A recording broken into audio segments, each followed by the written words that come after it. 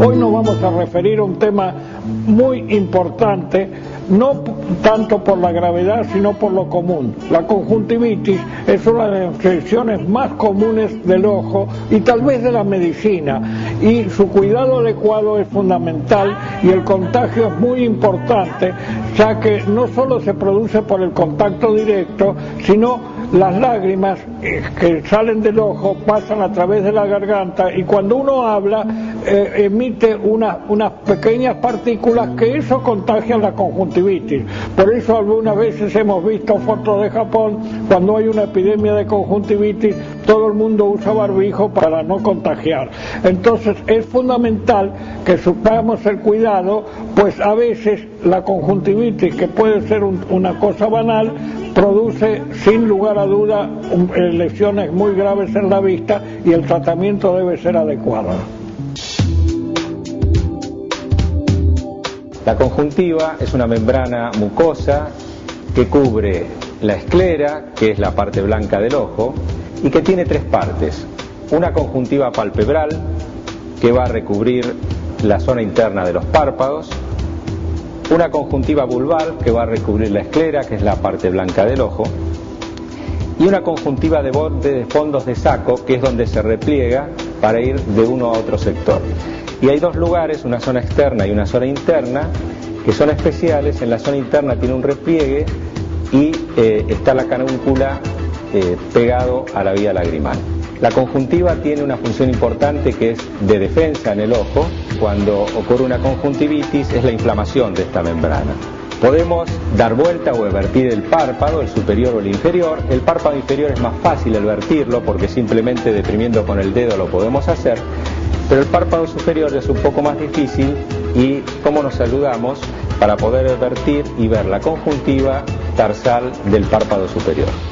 Muchas veces se depositan allí cuerpos extraños, entonces tenemos que sacarlos mediante esta técnica de vertir el párpado superior. Otra cosa importante que va a ser la conjuntiva es la producción de lágrimas, junto con la glándula lagrimal principal. Y la lágrima consta fundamentalmente de tres capas. Una capa lipídica, que es la más externa, que impide que se evapore la capa acuosa, y una capa de mucina, que es la capa más interna en contacto con el epitelio de la córnea, que hace que se adhiera. De manera tal que las lágrimas van a servir para llevar oxígeno y nutrientes a la córnea y además también que actúa como defensa. Y por último tenemos las vías excretoras lagrimales, que son los dos puntos lagrimales que se reúnen en un cananículo que va a llevar el torrente de las lágrimas hacia la nariz por donde se van a excretar. Mi nombre es Germán Bianchi, yo soy cirujano de catarata y cirugía refractiva. La conjuntivitis es una de las principales afecciones que realizan consulta a los pacientes, y para poder identificar cuál es el factor causal que provoca esta inflamación ocular, tenemos que hacer algunos diagnósticos diferenciales. Para ello existen las clasificaciones y nosotros las clasificamos en 4 grandes grupos. Uno es las conjuntivitis virales, las conjuntivitis bacterianas, las conjuntivitis alérgicas y las conjuntivitis cicatrizales. Las conjuntivitis virales, la más común de todas, es provocada por el adenovirus.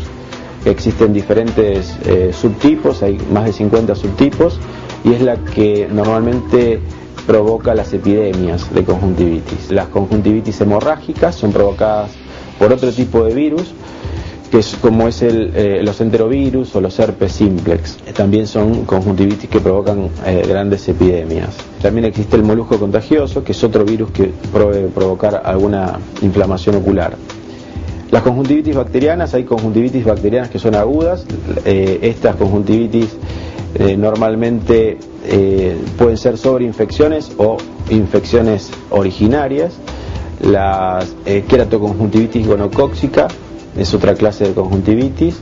La clamidia del adulto es otra conjuntivitis también.